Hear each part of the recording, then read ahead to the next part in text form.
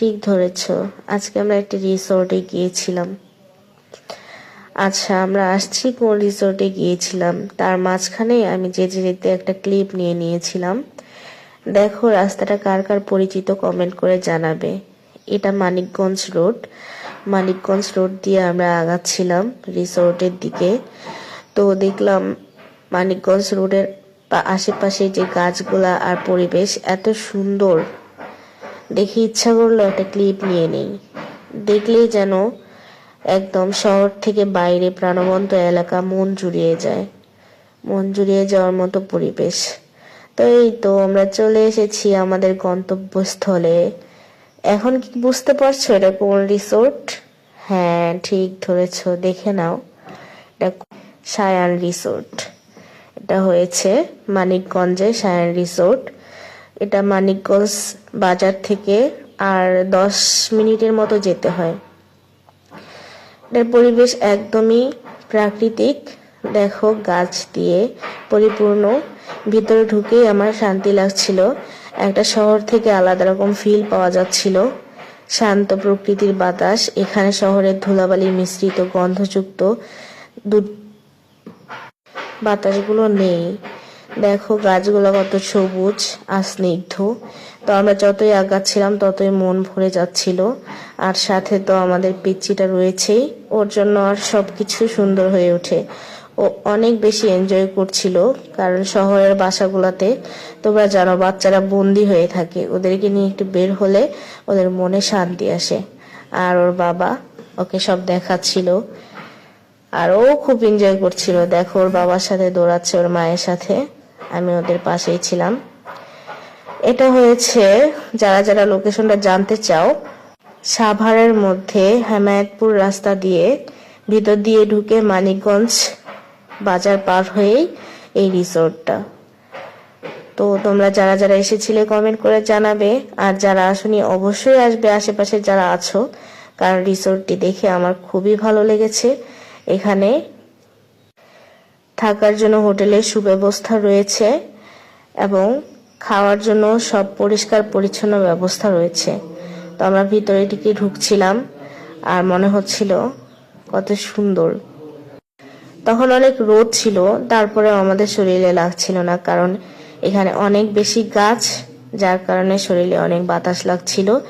রোদ একটুও মনে হচ্ছিল না, অসহ্য গরম। তো আমরা আগাচ্ছি, সবকিছু দেখছি একটু একটু করে।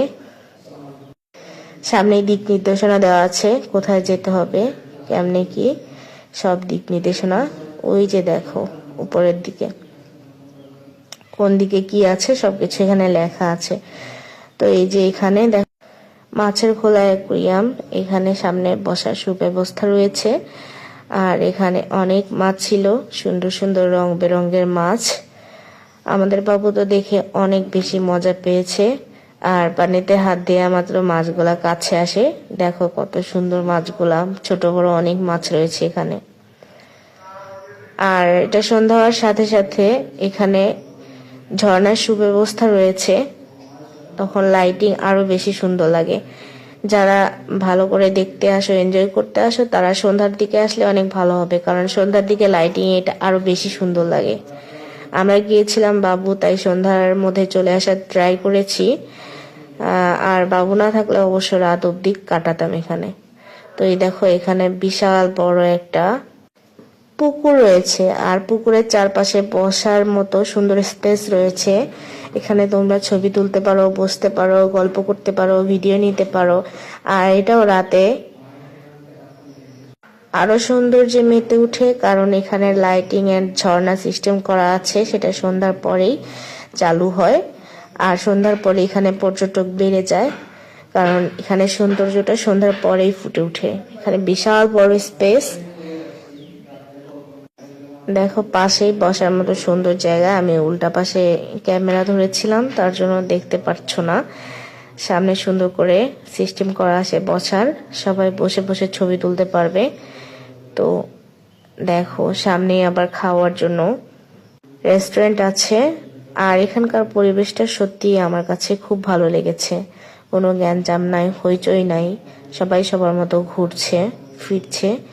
দেখো এখানে একটু বসার জায়গা, এখানে কিন্তু ফ্যান লাগে না, কিছু লাগে না, এমনিতেও ওয়েদার অনেক ঠান্ডা থাকে, এই গরমের মধ্যেও বাতাসে অনেক শান্তি লাগছিল।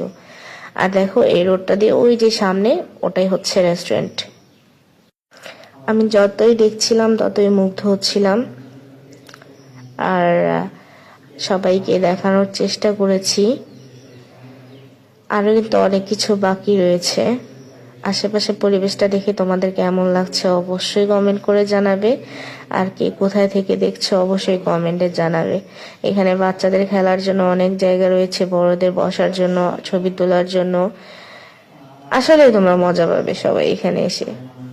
আমার কাছে তো খুবই ভালো লেগেছে। এখানে বাচ্চারা বেশি এনজয় করে, বড়দের স্পেস অনেক, তো কারোর জন্য এটা অসহ্যকর লাগার কোনো ওয়ে নাই। চারিদিকে সবুজ সবুজ সবুজের সমারোহ।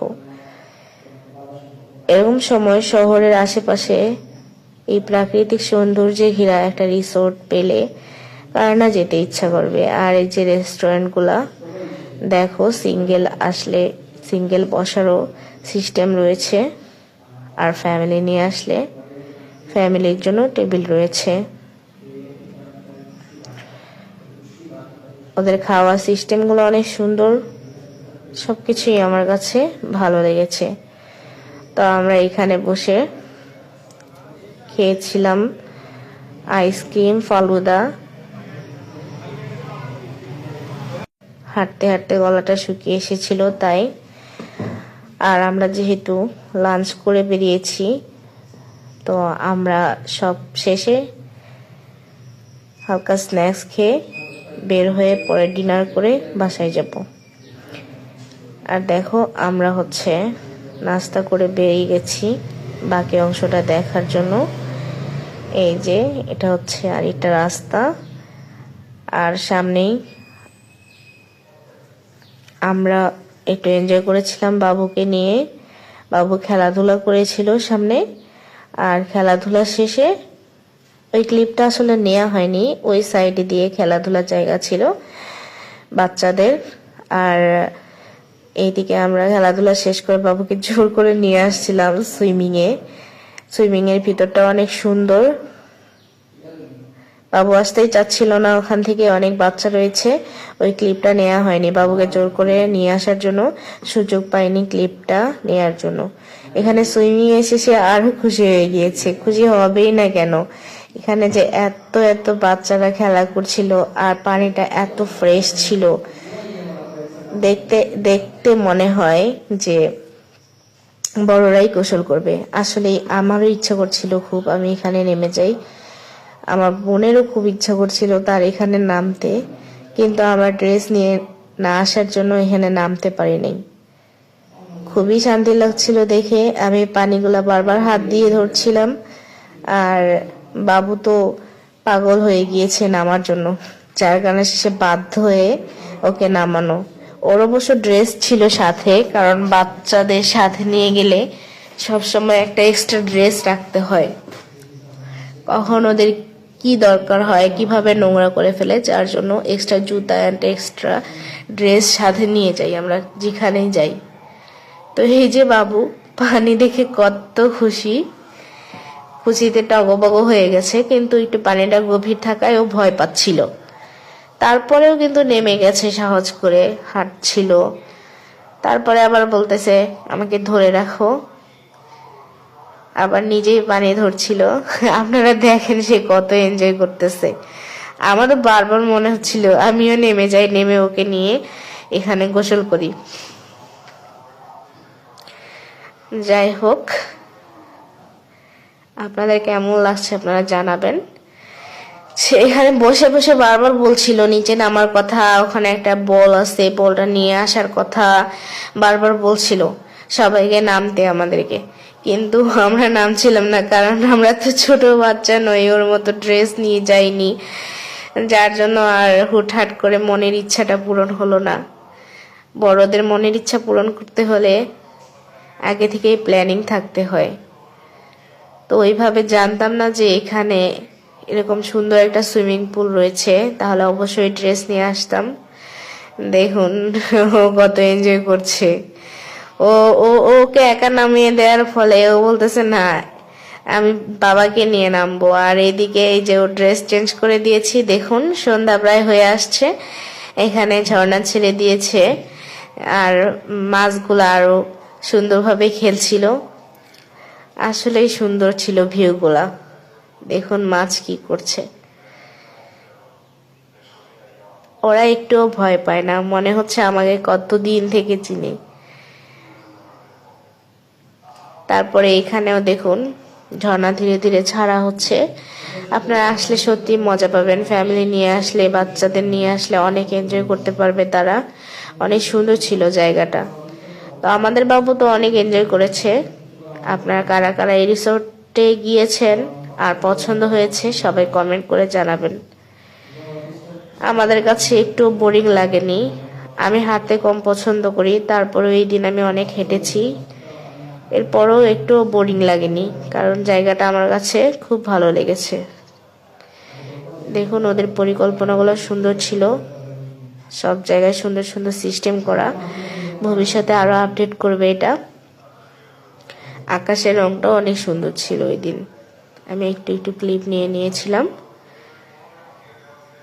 আর আমার ভিডিওকে রেগুলার দেখেন, সবাই কমেন্টে জানিয়ে দিবেন। এরপরে আমরা বের হওয়ার পর ভাবছিলাম বাইরে ডিনার করে একবারে চলে যাব।